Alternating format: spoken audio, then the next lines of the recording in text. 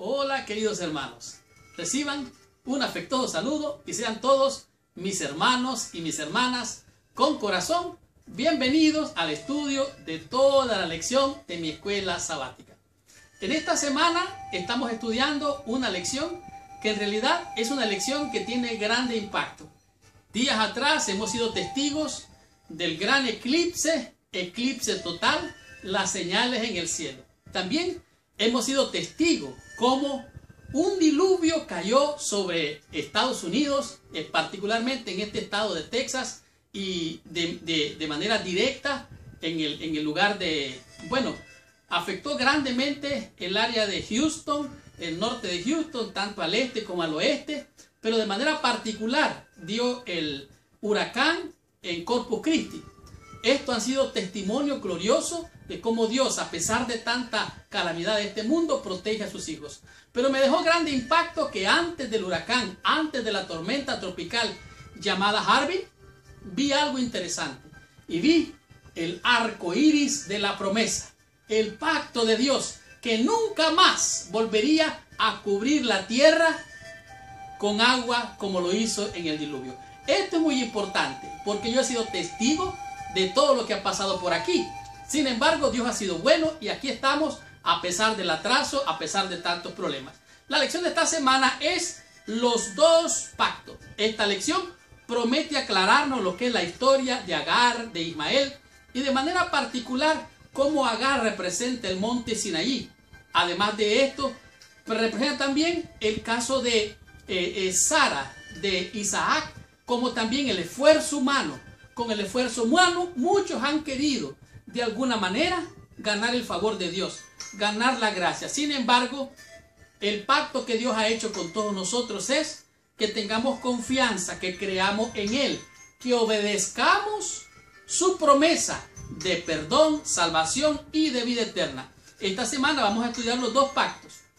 Hay un capítulo en el libro, creo que es Patriarcas y Profetas, que habla de la ley y los dos pactos. Así es que les recomiendo que estudie ese capítulo, porque ahora vamos a ver lo que es el pacto de Adán, cómo Adán y Eva fallaron, cayeron en mantener ese pacto. Pero entonces Dios, en su amor, en su misericordia, en su gracia, los justifica. ¿Cómo los justifica? Sacrificando un cordero, cubriendo su desnudez, y este cordero representaba a Cristo mismo. Esta semana vamos a comprender lo que significan estos dos pactos. Por lo tanto, mis hermanas y hermanos, abróchense el cinturón porque arrancamos con esta lección. Estudiemos mi escuela sabática y recibamos la bendición prometida por nuestro Padre Celestial.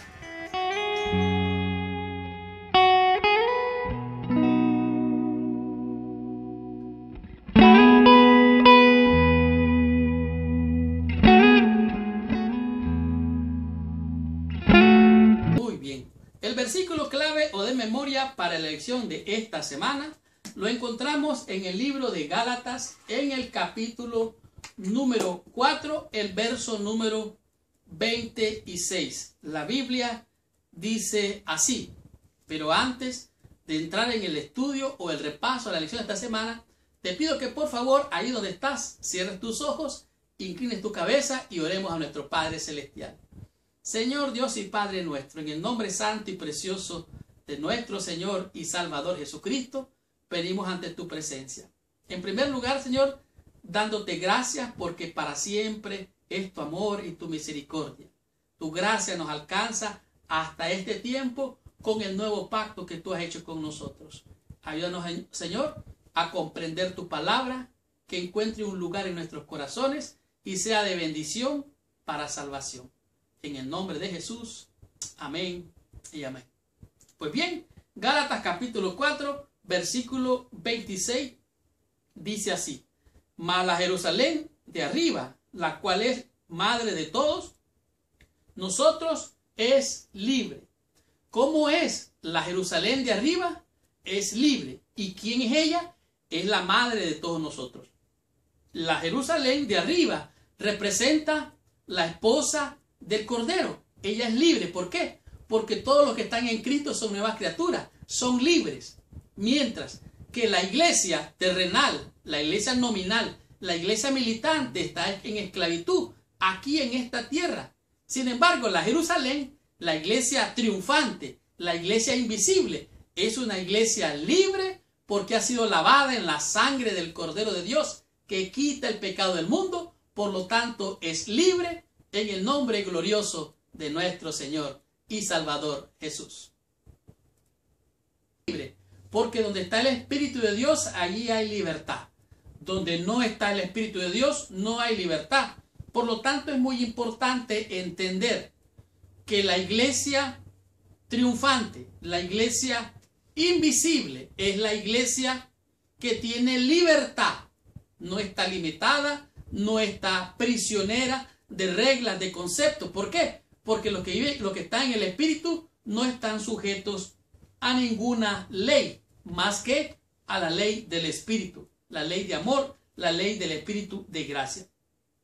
Los cristianos que rechazan la autoridad del Antiguo Testamento a menudo consideran que la entrega de la ley en el Sinaí es inconsistente con el Evangelio. ¿Por qué? Porque esta ley es una ley que pone reglas, que pone mandamientos.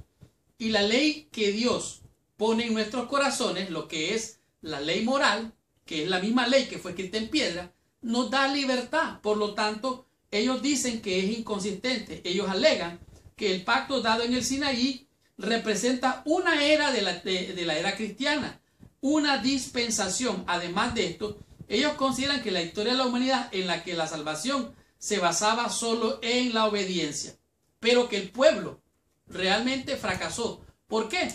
Porque prometió obedecer y no obedeció. Ahora, por lo tanto, lo que aquí nos está diciendo es que ellos dice que Dios puso un rigor, un nuevo pacto, y que este nuevo pacto entonces da libertad a no cumplir o guardar estos mandamientos. Por lo tanto, esta es una incomprensión, una comprensión equivocada de este pacto. Por lo tanto, ellos alegan que la ley es pasada, el Antiguo Testamento, y que hoy estamos bajo la gracia. Pero entonces, ¿cuál es la verdad con relación a esto? Bueno, el judaísmo, que es la religión cristiana realmente, de donde tiene el origen la religión cristiana, ellos estaban basados en ritos, en ceremonias, en reglas, en mandamientos. Pero aquí dice claramente que la salvación nunca fue por la obediencia a la ley.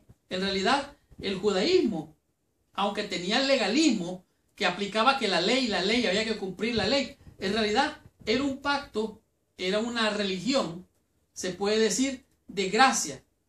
Esto es lo que Pablo estaba combatiendo allí en Galicia.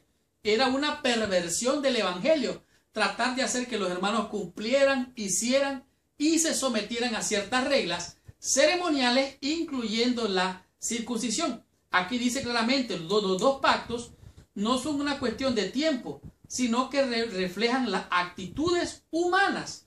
Por ejemplo, Dios le dio el pacto Dios hizo un pacto con Adán y Eva. Adán y Eva fallaron, pecaron. Entonces Dios vino, sacrificó un cordero y con la piel de ese cordero quitó su pecado, cubrió su pecado. Por lo tanto, se estableció el pacto del sacrificio del cordero. Dios pedía un corderito, un sacrificio. Y Abel, dice la Biblia, ofreció mejor sacrificio. Él obedeció, confió en Dios y le ofreció a Dios lo que Dios pedía. Por el otro lado, Caín se esforzó, cultivó la tierra, trajo las mejores verduras a Dios. Sí, trajo las verduras. Él era vegetariano, Caín era vegetariano y le trajo a Dios verduras y un montón de legumbres. Y Dios dijo, eso no es lo que yo pedí. Tú no estás entendiendo el pacto que hice con ustedes. Por lo tanto, aquí dice, los dos pactos son una cuestión de tiempo. No es una cuestión de tiempo, sino de una referencia a las actitudes humanas. Tanto Caín y Abel. Como Caín, dice, erróneamente dependía de su propia obediencia, o como Abel, que dependiendo completamente de la gracia de Dios, ofreció este sacrificio. Esta semana vamos a comprender temas muy interesantes. ¿Cuáles fueron los fundamentos de estos pactos? ¿Por qué estos pactos? Además de esto, vamos a ver cómo fue el pacto que Dios hizo con Abraham. ¿Cuál era la promesa que Dios le había dado a Abraham? ¿Cuál era la parte de Abraham y cuál era la parte de Dios? También vamos a comprender qué significa Abraham, Sara y Agar. cuáles son estos simbolismos, qué representan. Seguidamente vamos a descubrir por qué Agar representa el monte Sinaí. Y para finalizar, vamos a disfrutar lo que es el tema de Ismael, Isaac y también estos dos, Ismael e Isaac, en el tiempo de hoy. ¿Qué representan? Estudiemos la lección del día domingo y descubramos qué significa los fundamentos del pacto. ¿Qué dice la lección acerca de este tema? Descubrámoslo estudiando esta lección.